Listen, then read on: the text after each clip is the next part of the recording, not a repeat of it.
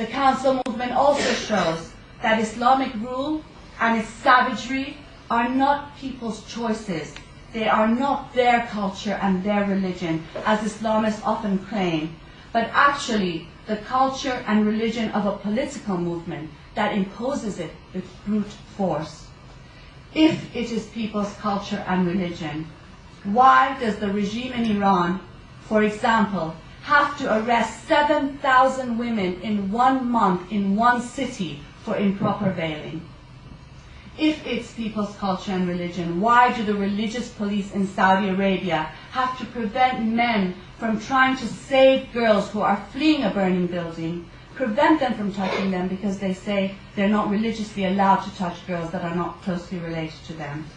Why are there so many families in Afghanistan daring to send their girls to schools and to educate their schools when girls, children, and teachers are being murdered by the Taliban?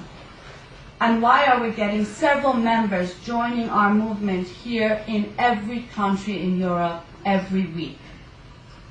The Council movement reiterates that people everywhere want and demand universal rights and values, which, as we have said on many occasions, are not Western but belong to all humanity.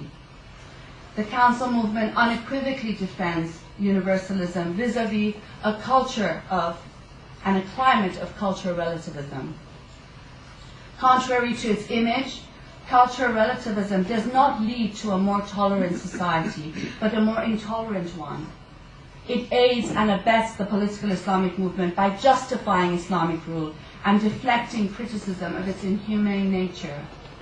It justifies this era's Holocaust by lowering standards and redefining values to the lowest and most regressive depths, and holding all values and beliefs, no matter how brutal and barbaric, as not only equal, but equally valid.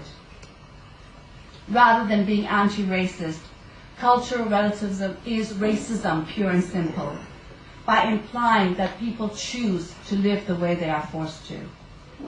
Within this climate, Islamists have succeeded in blurring the distinction between individuals and beliefs, whether it's actually people's beliefs or imputed on them. As a result, concepts such as rights, equality, respect, tolerance, which were initially raised vis-à-vis individuals and human beings, are now more and more applicable to culture and religion and often take precedence over real-life human beings. Which is why today any criticism and ridiculing of or opposition to beliefs, to culture, to religion, to gods, to prophets are being deemed racism, disrespecting, inciting hatred, and even violence against those deemed believers. Clearly, you cannot be racist against a belief or an idea or an ideology. Racism is distinctions, exclusions, restrictions, or preferences based on race, on color, on descent or national and ethnic origin, albeit many of them constructed, of individuals, of human beings, not of beliefs. Blurring the distinction between the two and the use of rights and anti-racist language here in the West to do so are devious ways of silencing criticism and opposition. Criticism which is particularly crucial given the havoc that political Islam and Islam are wreaking not only in the Middle East and North Africa for several decades, but more recently here in the West as well. Of course the human being is sacred. Of course the human being is worthy of the highest respect and rights and equality. But this doesn't apply to beliefs, to religion, and to cultures. By revealing the deceptive use of Islamophobia and anti-racist language used by the Islamists, the Council movement makes it easier for others to denounce Islam and political Islam.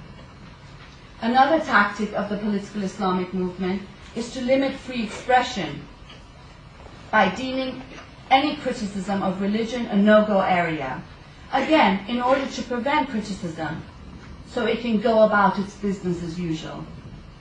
Its tactics, from threats and intimidation to equating criticism against Islam and political Islam as racism, has meant that the political Islamic movement is not being addressed and challenged in the way that it must. The media is often soft on Islam and political Islam, and has very often taken on board self-censorship. Western governments have also promoted this in their attempts to appease aspects of this movement. So we see, for example, when the Muhammad caricatures came out, no newspaper in Britain agreed to publish them. Even though I did on my blog, many other people did, but no mainstream newspaper in Britain agreed to publish them. Editors in France, which is supposed to be a bastion of secularism, were fired for publishing the Muhammad caricatures. And in Sweden, the government actually shut down a website that had published them. And following that, the British government tried to impose a law in which criticizing religion would penalize you to up to 7 years in prison. It's failed for now, but they're still thinking about bringing that law. In light of the tremendous assault on freedom of expression, the Council of Ex-Muslims are in fact defending free speech unconditionally and unequivocally when many people aren't. The very act of renouncing religion and Islam is the greatest act of free expression possible.